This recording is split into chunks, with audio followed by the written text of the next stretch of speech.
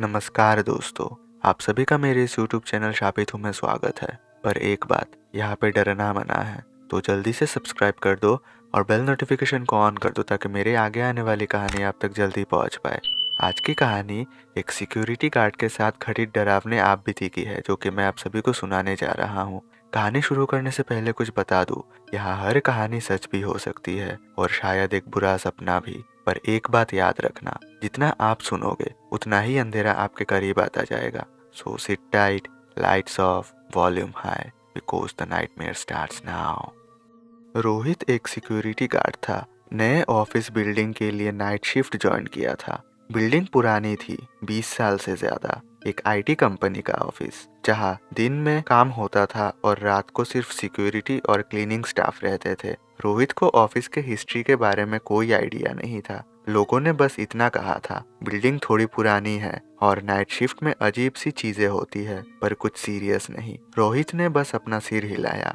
उसको सैलरी चाहिए थी और डर पहले से ही ज्यादा सोचने का नहीं दे रहा था। आज उसका पहला नाइट शिफ्ट था। घड़ी में 10 की घंटी बजी। चलो आज की ड्यूटी कंप्लीट करते हैं, रोहित ने अपने वॉकी टॉकी पर बोला खुद से। रोहित अपना राउंड शुरू करता है। ऑफिस खाली था। पुरानी फ्लोरिंग के नीचे से कभी कभी अजीब आवाज आ रही थी, कुछ पत्थर गिरने की आवाज और कहीं कभी से कदमों की गूंज। बस वहम है, रोहित ने अपने आप से कहा। लेकिन जैसे जैसे घड़ी का वक्त आगे बढ़ता गया, आवाज बढ़ते गए। कभी एसी वेंट से हल्की सी आवाज आती, कभी एलिवेटर से।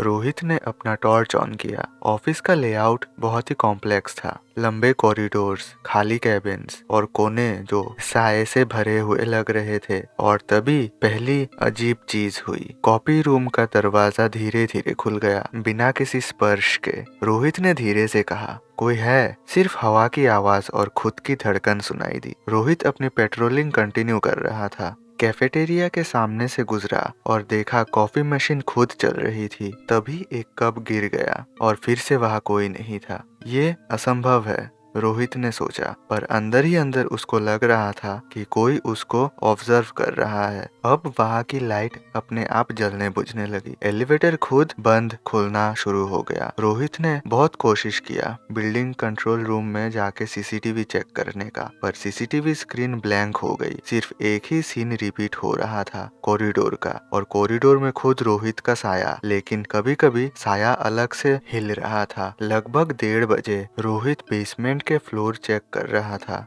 बेसमेंट पुराना और अनयूज्ड था, सिर्फ स्टोरेज और पुराने फाइल्स के लिए। बेसमेंट के एक कोने में एक छाया खड़ा था, लंबे बाल, छिले हुए चेहरे और आंखें बिल्कुल काली। रोहित का दिल जोर जोर से धड़कने लगा। हेलो, आप कौन हैं? रोहित ने शक से पूछा। वो साया धीरे धीरे अदृश्य होने लगा, पर उसके कदमों का आवाज रोहित के कान में गूंजता रहा। रोहित भाग के सीढ़ियों से ऊपर आ गया। 3 बजने के आसपास बिल्डिंग का वातावरण भारी हो गया। हवा ठंडी और भीगी हो गई। लाइट्स पूरी तरह से बंद हो गए। रोहित ने टॉर्च की लाइट बीम में कभी कभी वॉल्स के ऊपर हाथ का आकार और चेहरा बन रहा था। रोहित की सांस तेज हो गई। वो मुड़ के वहां से चलने लगता है, पर उसने देखा कि एक साया उसका पीछा कर रहा था। ये क्या हो रहा है? रोहित ने अपने आप से कहा। एक केबिन का दरवाजा अचानक धड़ाम से खुल जाता है। रोहित उसके पीछे देखा, पर कोई नहीं था। पर फिर किसी ने उसका नाम बोला, रोहित। आवाज धीमी और बेहद डरावनी थी। रोहित ने भागने की कोशिश की, लेकिन कॉरिडोर मानो खत्म ही नहीं हो रहा था, जैसे फ्लोर और वॉल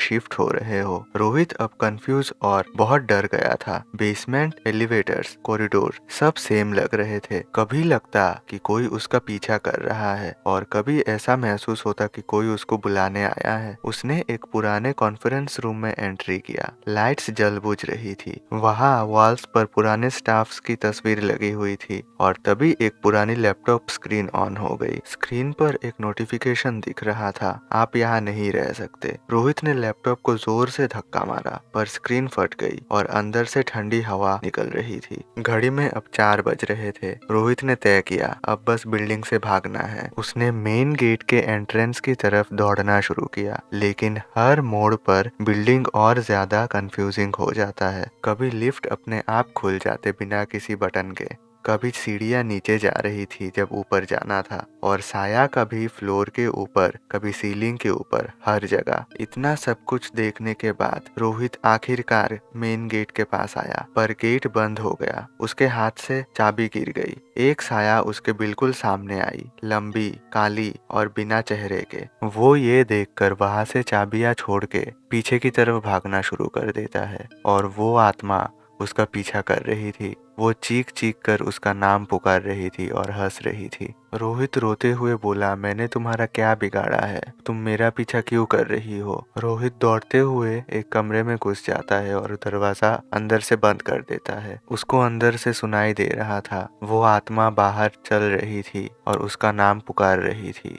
वो अपनी आंखें बंद करके बस भगवान का नाम जप रहा था। फिर अचानक से उस कमरे के कोने में एक साया उभरने लगा। ये देखते ही मानो रोहित का दिल मुंह में आ गया था। वो फिर से वो रूम का दरवाजा खोल के वहां से निकल पड़ता है और भागते हुए कॉन्फ्रेंस रूम की तरफ जाता है। मानो ये बिल्डिंग उसके लिए ऑफिस कम भूल भुलैया ज्यादा लग रही हो। वो मन ही मन बस कह रहा था, कौन से घड़ी में मैंने इस कंपनी में अपना नाइट शिफ्ट ज्वाइन किया था। तभी उसके आंखों के सामने कुछ दृश्य दिखाई देता है, कुछ धुंधला सा दृश्य, जहाँ पे कुछ लोग एक लड़की को मार रहे थे और मार के वहां पर एक पेड़ के साथ बांध के उधर जला रहे थे, और वो लड़की जोर जोर से चीख रही थी। तो रोहित को इसका मतलब कुछ समझ में नहीं आता है। तभी वो साया उसके आसपास घूमने लगता है और डरावनी आवाज में कहता है कि ये मेरे साथ हुआ है। मुझे बिना वजह इन लोगों ने तड़प तड़प कर मरने के लिए छोड़ दिया था।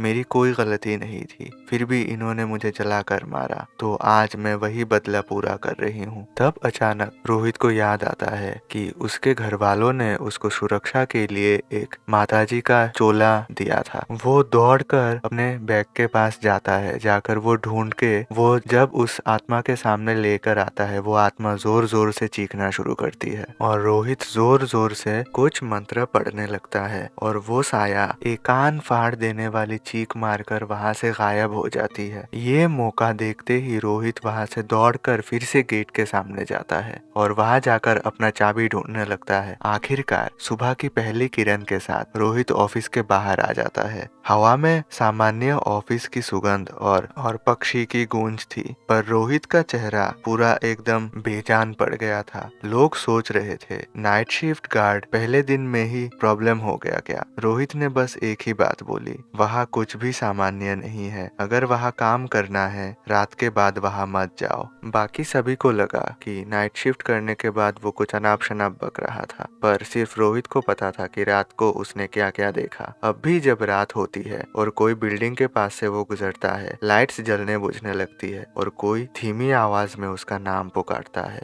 अगर आप कहानी सुनते हुए यहाँ तक पहुँच गए हो तो लाइक शेयर सब्सक्राइब जरूर कर देना, ताकि मैं आगे भी आप सभी के लिए ऐसी हॉरर कहानियाँ ला पाऊँ। और फिलहाल के लिए मैं आप सभी से अलविदा लेता हूँ।